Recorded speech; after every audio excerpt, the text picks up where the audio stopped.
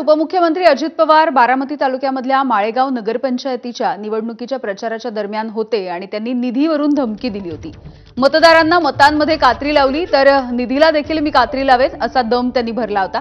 तर त्यांच्या या वक्तव्यानंतर विरोधकांनी टीकेची झोड उठवली होती। यावरती देखील आज देवेंद्र फडणवीस यांनी प्रतिक्रिया दिली आहे। बाकीच्या सगळ्या गोष्टी तुम्ही डोक्यात काढा, अजिबात तुम्ही मला 18च्या 18 उमेदवार निवडून दिले ना, मी तुम्हाला सांगितलेलं सगळं द्यायला तयार आहे। पण तुम्ही तिथं काट मारली तर मी पण काट मारणार। तुमच्या हातात मत द्यायचं, माझ्या हातात निधी द्यायचं। बघा काय निवडणुकीनंतर सगळ्या शहरांचा विकास आम्हाला करायचा आहे आणि अनेक वेळा भाषणामध्ये आपण काही गोष्टी बोलतो, त्याचा अर्थ तसा कधीच नसतो। त्यामुळे आमचे सहकारी असतील किंवा कोणी असं जरी बोललं असलं तरी त्यांचाही उद्देश तसा नाही आहे, तेही कधी असा भेदभाव करणार नाहीत।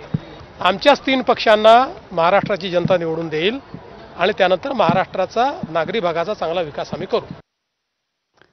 मतदारांना दिलेल्या धमकीवरून मुख्यमंत्र्यांनी जरी अजित पवार यांची बाजू सांभाळून घेतली असली तरी काँग्रेसचे नेते नाना पटोले यांनी मात्र अजित पवारांचे कान टोचले। अर्थमंत्री असले म्हणजे काय झालं, म्हणजे सगळी तिजोरी राज्याची तेच लुटून नेऊ शकतात आणि त्यांनाच सगळे अधिकार दिलेले आहेत संविधानाने, असं नाहीये। एकीकडे एकनाथ शिंदे म्हणतात की मी उपमुख्यमंत्री आहे, तर महाराष्ट्राच्या तिजोरीचे तुकडे करून टाकलेत काय यांनी।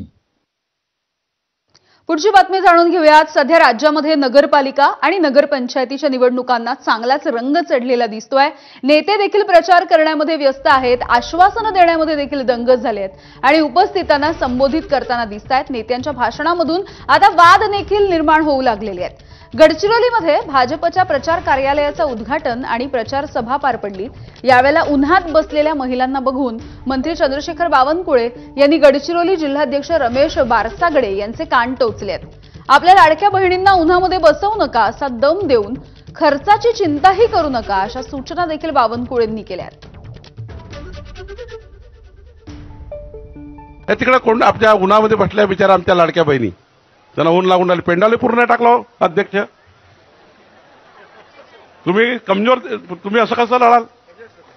हा, काही बजेट नाही, चिंता नको करा। अरे निवडणूक अधिकाऱ्याला सांगू ना बजेट हे केवढ्याचं आहे ते केवढ्याचं आहे, एक पडद्याचं का लावून 50 रुपये लावल, काही काळजी नको करा। आणि मी स्टार प्रचारक आहे त्यामुळे कशाला हिशोब लागते। चंद्रशेखर बावनकुळे यांच्या याच वक्तव्यावरून आता नव्या वादाला देखील तोंड फुटलंय।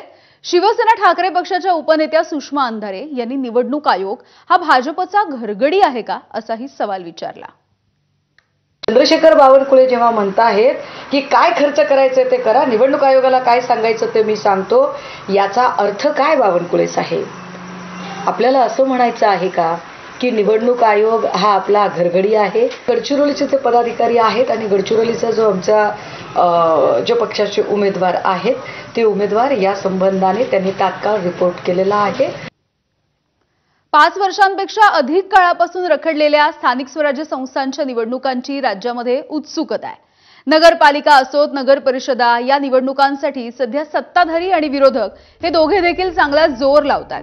मात्र मिनी विधानसभा अशी ओळख असलेल्या जिल्हा परिषदेच्या निवडणुकांवरती सध्या टांगती तलवार दिसते आहे। या निवडणुका आताही पुढे ढकलल्या जाऊ शकतात असं भाकीत उपमुख्यमंत्री अजित पवार यांनी वर्तवलंय।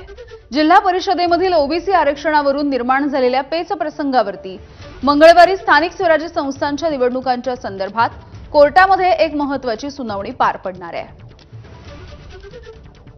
या महाराष्ट्रामध्ये ज्या स्थानिक स्वराज्य संस्थेच्या निवडणुका ह्या फेब्रुवारी 2022 ला व्हायला पाहिजे होता। 22 नाही, 23 नाही, 24 नाही, 25, आता 26 उजाडे। आज कुठल्या ना कुठल्या नवीन कार्यकर्त्याला, जुन्या कार्यकर्त्याला या निमित्तानं थांबावं लागलेलं आहे। अजूनही एक प्रश्न आहेच, मंगळवारी सुप्रीम कोर्टामध्ये आरक्षणाचा एक मॅटर आहे आणि त्या कोर्ट प्रकरणामुळे जिल्हा परिषदेच्या निवडणुका थोड्या पुढे जाण्याची शक्यता नाकारता येत नाही। मला जे वकिलांनी सांगितलेलं आहे ते माझ्या नळदुर्गच्या जनतेच्या समोर मांडण्याचा प्रयत्न मी ह्या निमित्तानं करतोय। बघा, आज या संदर्भात काही बोलणं योग्य नाही। 25 तारखेला सुनावणी आहे, त्या सुनावणीच्या आधारावर निवडणूक आयोगच त्या संदर्भातला निर्णय करेल, त्यामुळे आम्ही काही बोलणं योग्य होणार नाही। दरम्यान याच मुद्द्यावरती आता महसूल मंत्री चंद्रशेखर बावनकुळेंनी देखील प्रतिक्रिया दिली आहे. बघूयात.